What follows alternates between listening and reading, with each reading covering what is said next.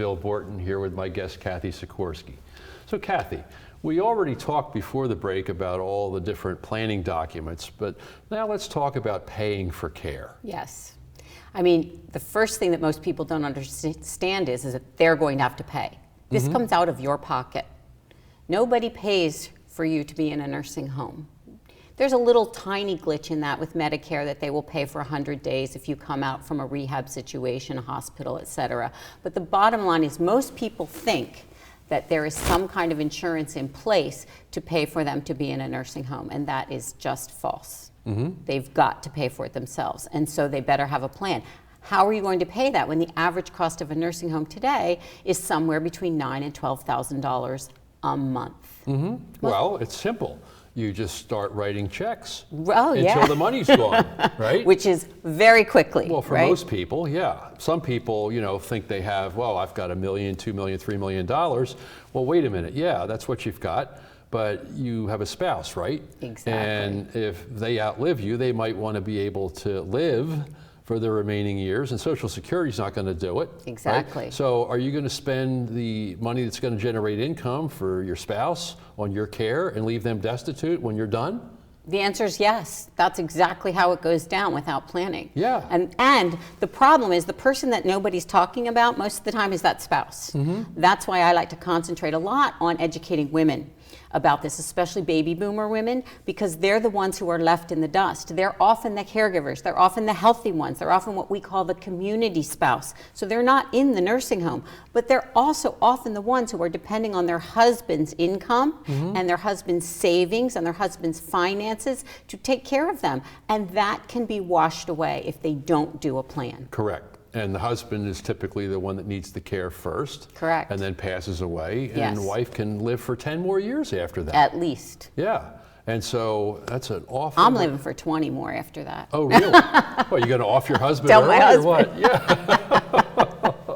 So you're either going to pay it all out of your own pocket, right, or you're going to pay it until you're broke and then go on Medicaid, which is not something anybody wants to aspire to. Correct. And then the alternative to any of this is to buy that dreaded insurance. There's all kinds of ways to do financial long-term planning through insurance types of products. We call them insurance, but and I know that there's things that most people wouldn't think of as classic insurance. That's a good financial plan and a way to do financial planning around long-term care. Sure. And so my mission is to tell people you need to talk to two important people in your life. An elder lawyer who understands how Medicare and Medicaid works to take your money to pay for those things, and a financial planner who also understands how those two things work to help you keep those resources, especially for a community spouse or even for a legacy if you want to, if you're capable of doing that. But that takes long-term planning now. It's like all your life you hear, eat your vegetables, eat your vegetables, eat your vegetables. And you think at 70, maybe I'll start eating my vegetables. And I'm like, that might help.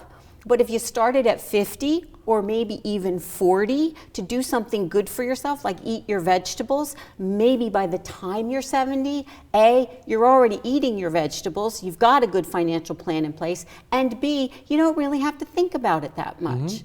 Well, if you want to live better longer, the sooner you start practicing good behaviors about what you put in your mouth and how you treat your body and how you treat your family and how you treat your finances and all that, greatly enhances the likelihood that you're not going to end up destitute and miserable and make everybody around you miserable when you're older. And who knew that just eating your vegetables had that much impact? Wow. I'm strong to the finish because I eat my spinach. Right? That's right. That's right. So Kathy, yes. I know you love speaking, and I've seen some of the YouTube videos, and you're practically a stand-up comedian. Thanks. But your books, they're wonderful. Thank you. So, Who Moved My Teeth is the second book you wrote, right? Yes. And this one's really a how-to guide.